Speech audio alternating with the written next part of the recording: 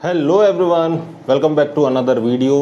तो बच्चों, एग्रीकल्चर में हम लगभग 5-6 लेक्चर अपने कंप्लीट कर चुके हैं। ठीक है, आज हम अगले लेक्चर की बात करते हैं। आज से पहले वाले लेक्चर में हमने अपक्षय पढ़ा था और अपक्षय किन किन कारणों से हो सकता है वो सारे प्रक्रम हम जानेंगे। अब उन अपक्षय के द्वारा क्या होगा, मृदा का निर्माण होगा। ठीक है, तो किस प्रकार से मृदा का निर्माण होता है, किस प्रकार से मृदा की उत्पत्ति होती है, उन सारी बातों की आज की क्लास में हम चर्चा करने वाले हैं। ठीक है, देखो भाई, पहला कॉन्सेप्ट देखो, आपकी पहली हेडिंग क्या लिख रखी है आपने, मृदा निर्माण। ठीक है, आपकी हेडिंग चालू होती है मृदा निर्माण।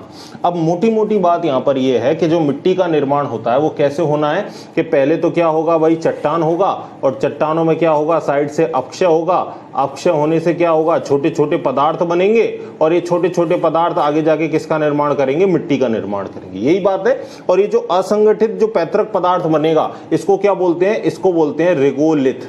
इसको क्या बोलते हैं अपन, इसको बोलते हैं रेगोलिथ। ठीक है, जो चट्टानों के अक्षय से टूटने से जो असंगठित पैतृक पदार्थ बनता है उसको अपन रेगोलिथ बोलते हैं। और ये रेगोलिथ ही आगे जाके विकसित होकर किसका निर्माण करेगा, मिट्टी का निर्माण करेगा। तो जो मृदा की उत्पत्ति है, उस मृदा की उत्पत्ति में मुख्यतः कितने चरण आते हैं, आपके 2 चरण आते हैं। कौन कौन से आते हैं, देखो मैं आपको बताता हूं। ठीक है, देखो पहला चरण तो कौन सा हो गया, अपक्षय।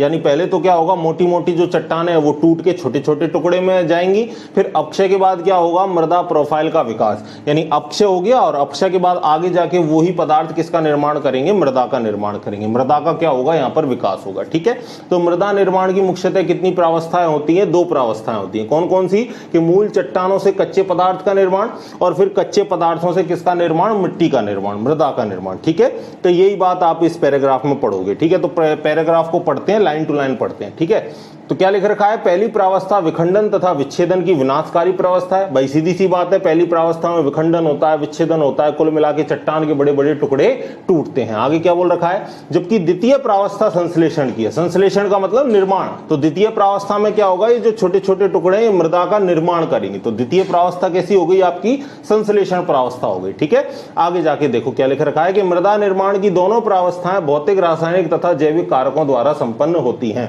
तो मिट्टी के निर्माण में तीनों ही कारक सम्मिलित होते हैं, भौतिक कारक भी, जैविक कारक भी और रासायनिक कारक भी। ठीक है, आगे देखो, आगे क्या लिख रखा है कि इन अपक्षय प्रक्रमों के फलस्वरूप मृदा की भौतिक संरचना परिवर्तित हो जाती है और मृदा संहति में समस्त परतों का विकास हो जाता है। तो इन सारे परिवर्तनों के फलस्वरूप क्या होता है कि मृदा में जो विभिन्न संस्तर है उनका भी निर्माण हो जाता है और मृदा की जितनी भी परतें हैं उनका भी अच्छी तरीके से विकास हो जाता है। इसे हम मृदा प्रोफाइल कहते हैं। मृदा प्रोफाइल क्या है, हम पहले लेक्चर में पढ़ चुके हैं किस तरीके से ओ संस्तर, ए संस्तर, बी संस्तर, ठीक है, सी संस्तर, फिर आर संस्तर, ये सारी बातें हमने कर ली थी। ठीक है, चलो आगे चलते हैं। अब देखो मृदा निर्माणकारी प्रावस्थाएं, अगली हेडिंग क्या है हमारी, मृदा निर्माणकारी प्रावस्थाएं। तो जो मृदा निर्माण, एक सेकंड रुको, हाँ, तो जो मृदा निर्माणकारी प्रावस्थाएं हैं उनको हमने कितने भागों में बांटा, उनको देखो हमने कितने भागों में बांटा है, 2 भागों में। एक तो आपकी कौन सी, प्राथमिक, और दूसरी कौन सी, विशिष्ट प्रक्रिया। देखो पहली तो हो गई आपकी प्राथमिक और दूसरी हो गई आपकी विशिष्ट प्रक्रिया। ठीक है, और इन दोनों प्रक्रियाओं को सम्मिलित रूप से क्या कहते हैं, पैडोजेनिक प्रक्रिया। देखो साफ साफ लिख रखा है, इन दोनों को सम्मिलित रूप से क्या कहते हैं, पैडोजेनिक प्रक्रिया। तो 1 नंबर का क्वेश्चन बन गया हमारे लिए कि पैडोजेनिक प्रक्रिया क्या है। तो आप क्या बोलोगे कि मृदा की जो निर्माणकारी प्रावस्थाएं होती हैं, कौन कौन सी, प्राथमिक प्रावस्था, विशिष्ट प्रावस्था, इनको सम्मिलित रूप से हम क्या बोलते हैं, पैडोजेनिक प्रक्रियाएं कहते हैं। ठीक है, चलो आगे क्या लिख रखा है, मृदा निर्माण की प्राथमिक प्रक्रियाओं से मृदा में विशेष प्रकार के संस्तर बनते हैं, जबकि गौण प्रक्रियाओं से विशेष प्रकार की मृदा प्रोफाइल का विकास होता है। ठीक है, पहला जो अब अपन एक एक करके स्टेप पढ़ते जाएंगे और पहला स्टेप आ गया आपका ह्यूमिफिकेशन। तो ह्यूमिफिकेशन को पढ़ने से पहले ह्यूमस को समझो। ह्यूमस क्या होता है कि जीव जंतुओं तथा पेड़ पौधों के सड़े गले अवशेष जिनसे आगे जाके मृदा का विकास होना है, इन काले भूरे अवशेषों को हम क्या कहते हैं, ह्यूमस कहते हैं। ठीक है, और ह्यूमस में क्या होता है, उपजाऊपन ज्यादा होता है, उर्वरा शक्ति को ये मृदा की को बढ़ाता है। ठीक है, आगे देखो, तो देखो वही दे रखा है, यानी ह्यूमस का निर्माण ही क्या कहलाएगा, एक शब्दों में आपसे कहूं तो ह्यूमस का निर्माण ही क्या कहलाएगा, ह्यूमिफिकेशन कहलाएगा। पैराग्राफ को पढ़ते हैं लाइन टू लाइन। मृदा कार्बनिक पदार्थों का स्रोत, इसकी ऊपरी इसकी ऊपरी सतह पर एकत्रित पत्तियां पौधे के अन्य भाग मृतक जंतु हैं। तो वही बात आ गई कि भाई पौधे की पत्तियां होंगी, मृतक जीव जंतु हो सकते हैं, पौधे के अन्य भाग हो सकते हैं जैसे जड़, तना, पत्ती वगैरह वगैरह, ये सारे मिलकर क्या करेंगे, ह्यूमस का निर्माण करेंगे। ठीक है, आगे क्या लिखा है, इन कार्बनिक पदार्थों के विच्छेदन तथा नवीन कार्बनिक पदार्थों के संश्लेषण की प्रक्रिया को क्या कहते हैं, ह्यूमिफिकेशन। बात आ गई वही बात कि भाई ये जो पदार्थ हैं आपके, जैसे पत्तियां हो गई, जड़े हो गए, तने हो गए, मृत जीव जंतु हो गए, जीव जंतु क्या उससे इस मलमूत्र इत्यादि जो भी हो गए, इनसे कार्बनिक पदार्थों का संश्लेषण और इनसे नवीन कार्बनिक पदार्थों के संश्लेषण की प्रक्रिया को क्या कहेंगे, ह्यूमिफिकेशन। यानी वही बात आ गई, ह्यूमस के निर्माण की प्रक्रिया ही क्या कहलाती है, ह्यूमिफिकेशन कहलाती है। और ये जो सारा कचरा है, ये जो पेड़ पौधों का कचरा है, मरे जीव जंतु हैं, ये कहां आएंगे भाई, मिट्टी की ऊपरी सतह पर। और मिट्टी की ऊपरी सतह को हमने क्या नाम दिया था, ओसन स्तर। तो कहने का मतलब जो ह्यूमिफिकेशन की प्रक्रिया होगी वो कौन सी संस्तर में होगी, ओसन स्तर में होगी। ठीक है, इस बात को आप याद रखोगे।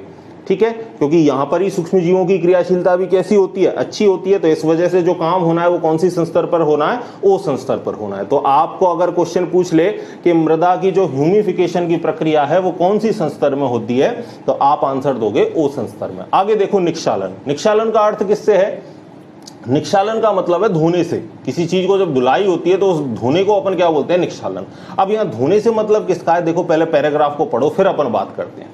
ऊपरी संस्तर के अवयवों का अंतःस्राव द्वारा निचली संस्तरों में आने की प्रक्रिया को क्या कहते हैं, निक्षालन। यानी ऊपरी संस्तर से क्या होगा, पदार्थ आपके स्रावित होंगे, धीरे धीरे रिस रिस के वो ऊपरी सतह से कहां आने लगेंगे, निचली सतह में आने लगेंगे। तो इस प्रक्रिया को हम क्या बोलते हैं, निक्षालन बोलते हैं। ठीक है, आगे देखो लिख रखा है साफ साफ, निक्षालन का अर्थ किससे है, धुलाई होने से।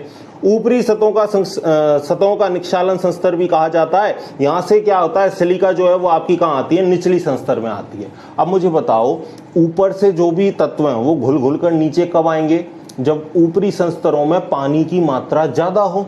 भाई पानी ज्यादा होगा तो पानी के साथ रिस रिस के वो पदार्थ कहां आते जाएंगे, नीचे आते जाएंगे। तो कहने का मतलब जहां वर्षात की मात्रा ज्यादा है, जहां आर्द्र जलवायु है, जहां नमी की मात्रा अत्यधिक है, वहां के कौन सी प्रक्रिया ज्यादा होती है, निक्षालन की प्रक्रिया ज्यादा होती है। ठीक है, तो जितने भी आपके क्षार वगैरह हैं वो घुल के कहां आ जाते हैं, नीचे आ जाते हैं, और ऊपरी मृदा कैसी बन जाती है, अम्लीय बन जाती है। ठीक है, आगे चलते हैं। दूसरा प्रोसेस, अगला जो हमारी हेडिंग है वो है निक्षेपण। और निक्षेपण किसको बोलते हैं, जमाव को। यानी जो ऊपर से जो घुल घुल के पदार्थ आए हैं, अब घुल घुल के आए हैं तो नीचे कोई ना कोई सी सतह में तो क्या है, वो जमेंगे। तो जो घुल के आ गए और नीचे जहां पर वो एकत्रित हुए हैं, नीचे जिस परत में वो एकत्रित हुए, इकट्ठे हुए हैं, उस परत को अपन निक्षेपित संस्तर कहते हैं। ठीक है, और हमने बात करी थी वहां पर जो बी संस्तर है वो कौन सी होती है, निक्षेपित संस्तर होती है। ठीक है, हमने पढ़ा था इससे प्रीवियस क्लास में।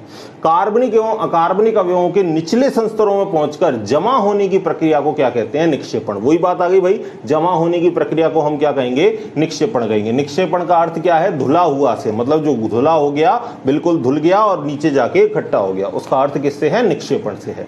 इस प्रक्रिया में क्ले, एल्यूमिनियम, Fe इत्यादि बी संस्तर में एकत्रित हो जाते हैं। मैं पहले ही बता चुका हूं भाई, बी संस्तर में निक्षेपित संस्तर, जहां से जो आपके ऑक्साइड वगैरह आए हैं वो घुल घुल के कौन सी संस्तर में जमा हो जाएंगे, बी संस्तर में जमा हो जाएंगे। ठीक है, तो अगली हेडिंग देखते हैं हम। अगली हेडिंग है हमारी पोर्टजोलीकरण। पहले समझो पोर्टजोल है क्या। पोर्टजोल एक रूसी भाषा का शब्द है जिसका अर्थ है राख जैसा। ठीक है, तो इसमें होता क्या है, पहली बात तो ये जो ठंडे और जो नमी वाले प्रदेश हैं वहां पर पाया जाता है। तो सीधा सीधा एक नंबर का क्वेश्चन बनता है, पोर्टजोलीकरण प्रक्रम कैसे क्षेत्रों में पाया जाता है। तो ठंडे एवं नम जलवायु वाले प्रदेशों में पोर्टजोलीकरण होता है। यह रूसी भाषा के शब्द से लिया गया है जिसका अर्थ है राख जैसा। अब इसमें होता क्या है कि जो ऊपरी संस्तर में जो ह्यूमस और ऑक्साइड वगैरह है, ह्यूमस और धातुओं के ऑक्साइड वगैरह हैं, वो क्या आते हैं, वहां से बह बहकर निचली संस्तरों में आके जमा हो जाते हैं। ठीक है, तो जब ऊपरी संस्तर से क्षार घुल घुल के नीचे आ जाते हैं, तो ऊपर से तो क्षार नीचे आ गए, तो ऊपरी मृदा कैसी हो जाएगी, अम्लीय हो जाएगी। तो कहने का मतलब पोर्टजोलीकरण प्रक्रम में जो मृदाओं का निर्माण होता है, वो किस प्रकार की मृदाओं का निर्माण होता है, अम्लीय मृदाओं का निर्माण होता है। ठीक है, आगे देखो क्वेश्चन बन गया। यहां से मैंने आपको बता दिया किस तरीके के क्वेश्चन बन सकते हैं। दूसरा प्रक्रम है आपका लेटराइजेशन। ठीक है, जैसे पोर्टजोलीकरण पढ़ा था उसी तरह लेटराइजेशन को पढ़ेंगे। तो पहली बात तो यहां से सुन लो कि ये उष्ण और अर्ध उष्ण प्रदेशों में पाया जाता है। पौर्जोलीकरण प्रक्रम नम्र व आर्द्र जलवायु में, और जो लेटराइजेशन प्रक्रम है वो उष्ण और अर्ध उष्ण प्रदेशों में पाया जाता है। आगे इसका अर्थ ये जो लिया गया है वो रूसी भाषा से ना लेकर किससे लिया गया है, लैटिन भाषा से लिया गया है। तो आप याद रखोगे जो पौर्जोलीकरण प्रक्रम है वो तो रूसी भाषा से लिया गया है, जो लेटराइजेशन प्रक्रम है, जो लेटराइजेशन शब्द है वो कहां से लिया गया है, लैटिन भाषा से लिया गया है। और इसमें अर्थ इसका क्या है, इसका अर्थ है ईंट के समान लाल। देखो साफ साफ लिख रखा है, पैराग्राफ में पढ़ लो आप। इस प्रक्रम में आयरन और एल्यूमिनियम दोनों, कौन कौन से, एक तो आयरन और दूसरा क्या, एल्यूमिनियम। आयरन और एल्यूमिनियम ऊपरी संस्तरों में रहते हैं तथा सिलिका निचली संस्तरों में चली जाती है। यानी आयरन और एल्यूमिनियम तो ऊपरी संस्तर में बने रहेंगे और जो सिलिका है वो निचली संस्तर में आ जाएगी, ठीक है। और इससे बनने वाली मृदा भी कैसी होती हैं, अम्लीय होती हैं। तो चाहे पौर्जोलीकरण प्रक्रम हो चाहे लेटराइजेशन प्रक्रम हो, दोनों ही के दौरान कौन सी मृदाओं का निर्माण होगा, अम्लीय मृदाओं का निर्माण होगा। आगे चलो,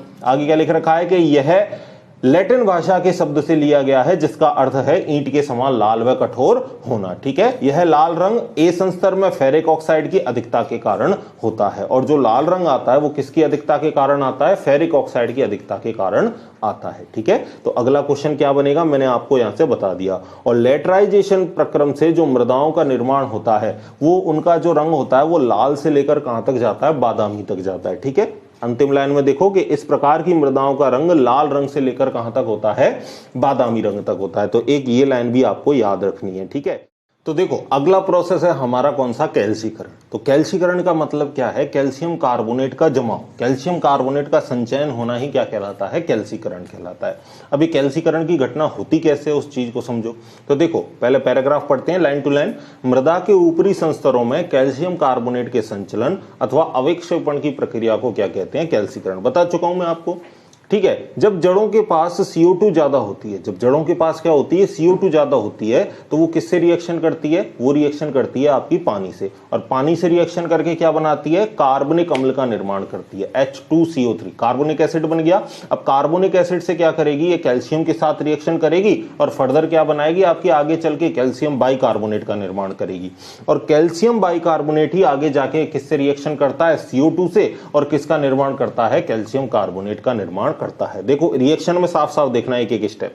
पहले देखो CO2 ने रिएक्शन करी किससे, जल से, और क्या बनाया, कार्बोनिक अम्ल बनाया H2CO3। अब इस H2CO3 ने देखो कैल्शियम 2+ से रिएक्शन करी है, Ca के ऊपर प्लस प्लस लग रहा है तो इसका मतलब क्या है, कैल्शियम 2+, ठीक है। डायरेक्ट भी लिख सकते हो आप 2+ या प्लस प्लस भी लिख सकते हो, बात एक ही है। तो बना क्या, कैल्शियम हाइड्रोजन कार्बोनेट, बीच में H लग रहा है ना, तो इसको आप कैल्शियम हाइड्रोजन कार्बोनेट भी बोल सकते हो या कैल्शियम बाइकार्बोनेट भी बोल सकते हो। और ये जो कैल्शियम बाइकार्बोनेट है वो ही आगे जाके किससे रिएक्शन करता है, CO2 से, कार्बन डाइऑक्साइड से, और आगे जाके किसका निर्माण करता है, कैल्शियम कार्बोनेट CaCO3 का निर्माण करता है, ठीक है। आगे पढ़ो। इन मृदाओं का निर्माण अधिक शुष्क एवं कम वर्षा वाले स्थानों से होता है जहां घुलनशील भस्म निक्षालित होकर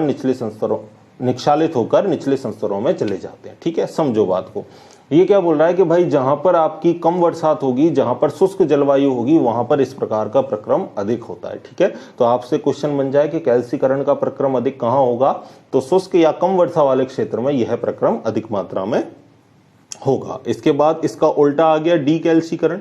तो कुल मिला के कैल्शियम कार्बोनेट का निष्कासन, कैल्शियम कार्बोनेट का हटना क्या कहलाएगा, डीकैल्सीकरण कराएगा। तो कैल्सीकरण का मतलब तो CaCO3 का जमना, CaCO3 का संचयन होना, और डीकैल्सीकरण का मतलब CaCO3 का क्या हो जाए, निष्कासन हो जाए। उसको हम क्या बोलेंगे, डीकैल्सीकरण बोलेंगे, ठीक है।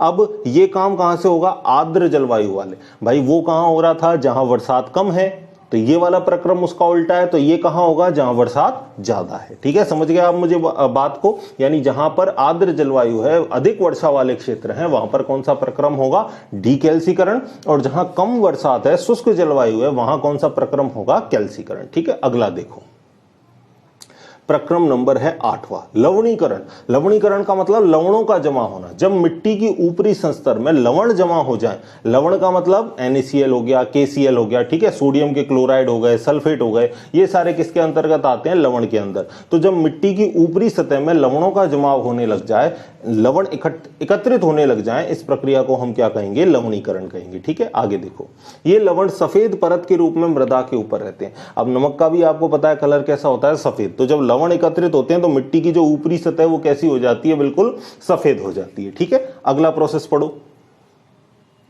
अब ये काम कब होगा इसको भी देख लो। लवणीकरण की घटना कब होती है, जब पानी का उपयुक्त निकास ना हो। कहने का मतलब पानी एक जगह जब इकट्ठा भरा रहता है खेतों में तो क्या होता है, लवणीकरण की प्रक्रिया होती है, लवणों का जमाव होने लगता है। आप भी देखते हो ना, अगर आप पानी भरा रख दो तो उस पर क्या है, नमक की परत जम जाती है। टंकियों में भी जब सफाई करते हैं तो नमक की परत निकलती है। तो नमक की परत क्यों निकलती है, क्योंकि वहां पर पानी इकट्ठा है। तो जहां पानी इकट्ठा रहता है उसका निकास अच्छे से नहीं होता, जल निकास की जहां पर समस्या होती है वहां पर कौन सी घटना होती है, लवणीकरण की घटना होती है। अगला है नंबर 9 पेडोटर्बेशन।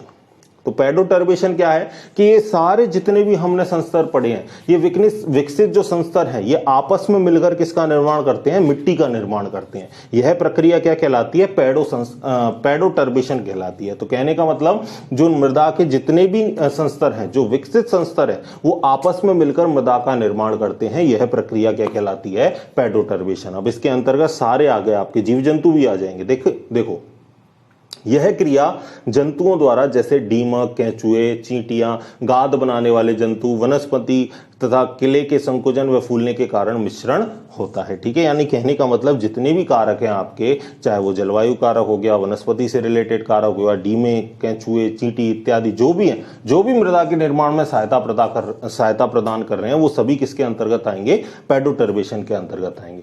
अब अगला जो क्वेश्चन है वो बहुत इंपॉर्टेंट होने वाला है। इस पैराग्राफ से देखो, मृदा निर्माण को प्रभावित करने वाले कारक, यानी ऐसे कौन कौन से कारक हैं जो मिट्टी के निर्माण को प्रभावित करेंगे। ठीक है, तो सबसे पहला जो यहां से क्वेश्चन बनता है वो बनता है कि मृदा विज्ञान के जनक कौन है। ठीक है, तो जो मृदा विज्ञान के जनक हैं वो है डॉक्टर वीवी डाकुचेव। ठीक है, ये देखो मृदा विज्ञान के जनक कौन है, वीवी डाकुचेव।